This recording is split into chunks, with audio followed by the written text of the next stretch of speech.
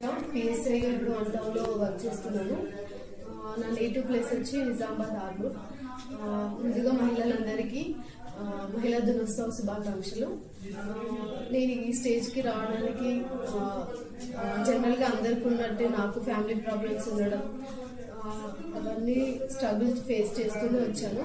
ముందుగా నేను IPS అవ్వాలనే గోల్తోనే చదవడం స్టార్ట్ చేశాను. కానీ ఫ్యామిలీ ఫైనాన్షియల్ స్టెబిలిటీ లేకపోవడం వల్ల నా బీటెక్ అవ్వగానే TCSలో సాఫ్ట్వేర్ కంపెనీలో జాయిన్ అయ్యి 2 years వర్క్ చేస్తూనే SI నోటిఫికేషన్ రావడంతో అట్లీస్ట్ IPS అవ్వలేకపోయాను. SI అన్న ఎట్లయినా క్రాక్ చేయాలనే డిటర్మినేషన్ పవర్ తోటి ప్యారలల్గా వర్క్ చేస్తూనే చదువుకోవడం జరిగింది. ఫస్ట్ అటెంప్ట్లోనే SIగా ఎంపిక అవ్వడం జరిగింది.